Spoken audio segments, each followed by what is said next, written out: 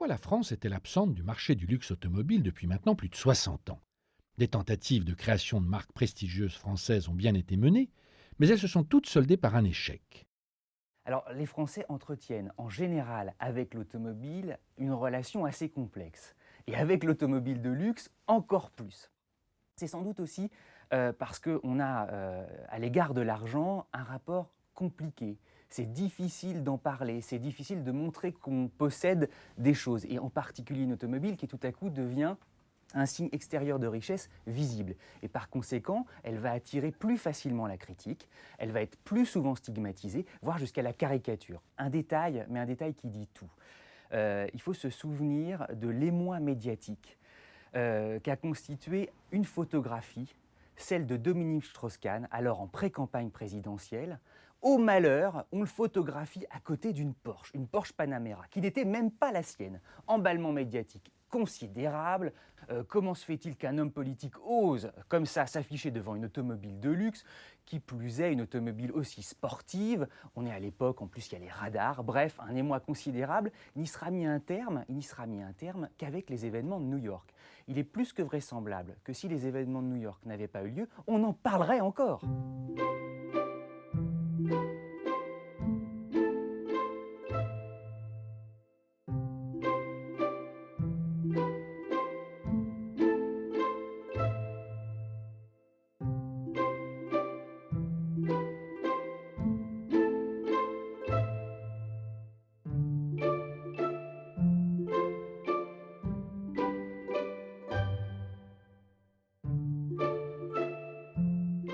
Cette relation française à l'automobile est un étrange paradoxe pour un pays reconnu pour ses grands noms du luxe, de la maison Hermès au groupe Vuitton, en passant par Chanel, Dior ou Guerlain. Le constat est d'autant plus curieux que jusqu'à la Seconde Guerre mondiale, le très grand luxe automobile était français. Bugatti, Delahaye, Delage, Talbot-Lago, Voisin, Hispano-Suiza produisaient des voitures d'exception.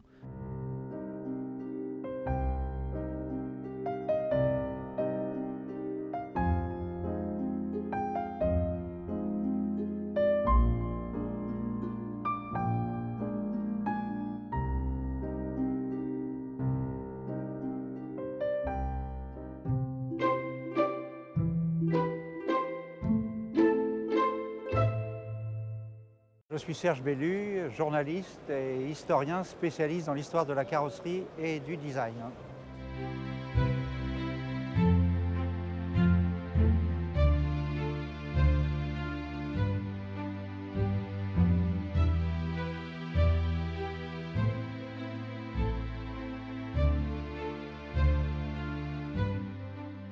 L'industrie automobile est née en France. Forcément, dès le départ, il y avait les fabricants de mécanique et les fabricants de carrosserie qui allaient avec. Donc cette antériorité des Français a permis aux carrossiers de se développer particulièrement dans ce pays. La carrosserie française a une renommée internationale comme l'ensemble de l'industrie automobile. Il faut savoir qu'en France se sont développées des marques comme Hispano-Suiza, Voisin et Bugatti au cours des années 20. Et le mouvement de la carrosserie française a accompagné l'expansion de ces marques prestigieuses.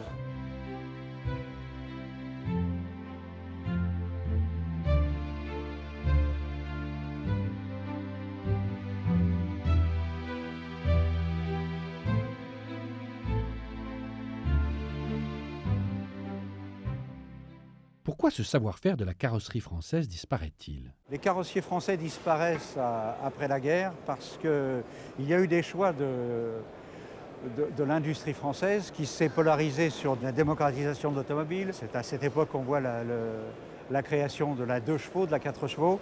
Et donc déjà à l'époque, les constructeurs français se sont focalisés sur le bas de gamme et non pas sur l'industrie de luxe.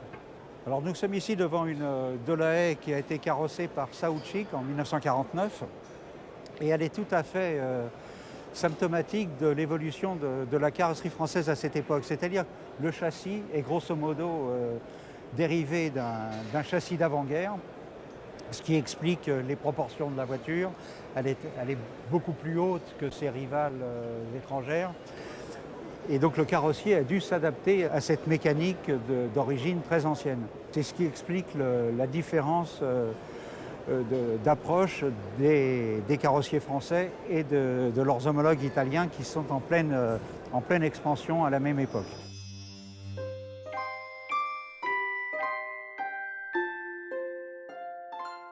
Il faut remonter au lendemain de la Seconde Guerre mondiale pour comprendre le rapport des Français avec leur industrie automobile.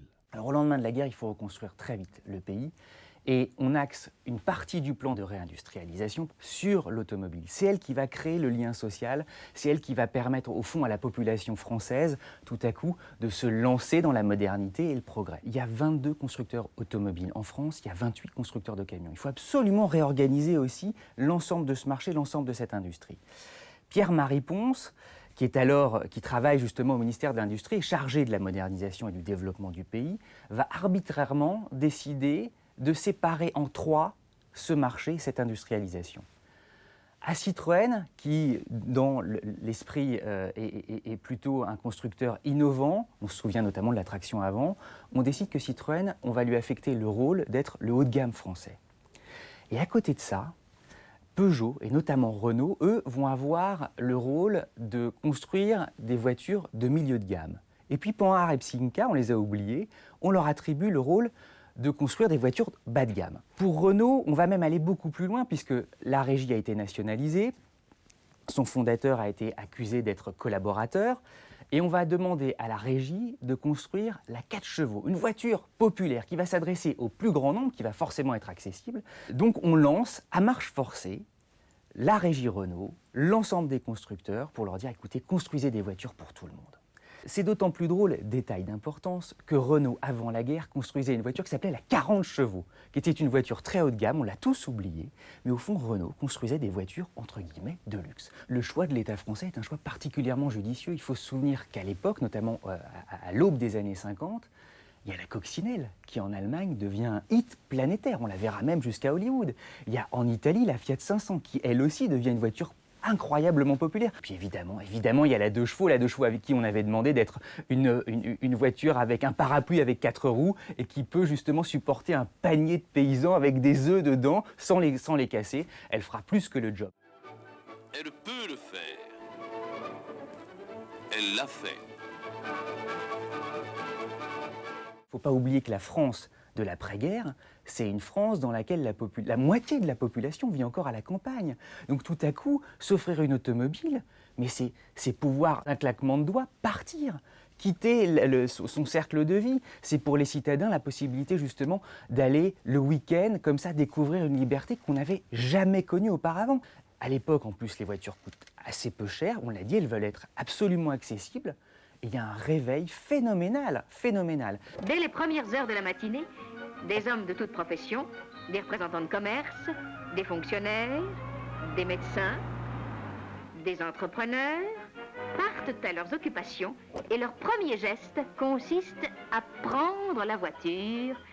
Prendre la voiture, c'est une des expressions les plus courantes du langage, désormais synonyme d'efficience, de commodité, de rendement.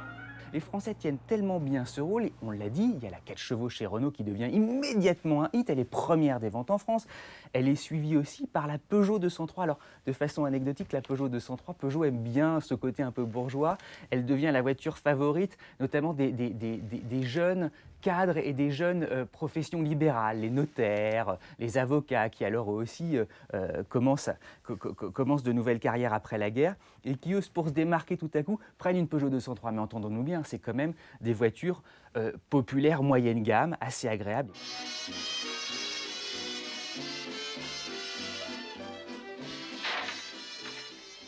La petite dame, vous pouvez pas faire attention?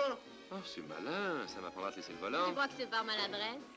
J'ai fait exprès de m'arrêter au poil contre la barrière. Ben voyons, tu as fait aussi exprès de te faire recaler à ton permis. J'étais recalé pour le code. Pas pour la conduite. D'ailleurs, l'examinateur m'a dit que je conduisais mieux que toi. Toi, tu conduis mou. Hein? En attendant, tu ne toucheras pas à la voiture tant que tu n'auras pas ton permis. Chose étonnante du destin, à trop vouloir se concentrer sur la construction de voitures accessibles à tout le monde, on en a presque oublié, carrément oublié, notre savoir-faire d'avant-guerre, qui était celui de proposer des voitures haut de gamme, voire luxueuses. Au début des années 1950, l'automobile de prestige française n'a donc plus la cote. Pourtant, en Allemagne, Mercedes sait prendre le virage de la modernité sans renier son statut de constructeur de prestige. Soutenue par un pouvoir bienveillant, la marque à l'étoile est toujours une fierté nationale. Après la défaite, l'honneur de la technologie allemande se reporte sur l'industrie automobile.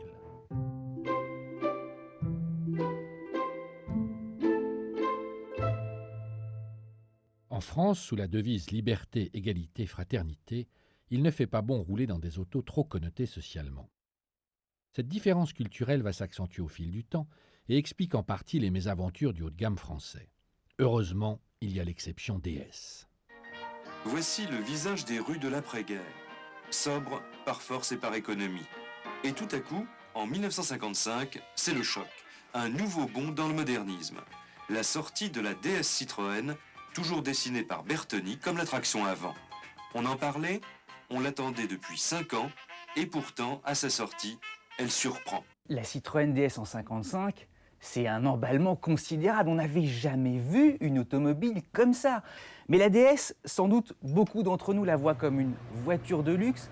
C'est une erreur. C'est une erreur parce qu'en fait, avec ses suspensions hydropneumatiques, son avance technologique incroyable à l'époque, et qui lui permet d'ailleurs en 24 heures d'enregistrer 12 000 bons de commande. On n'avait jamais vu ça. D'ailleurs, je me demande s'il faudrait regarder si la performance a depuis été rééditée. Je ne le crois pas.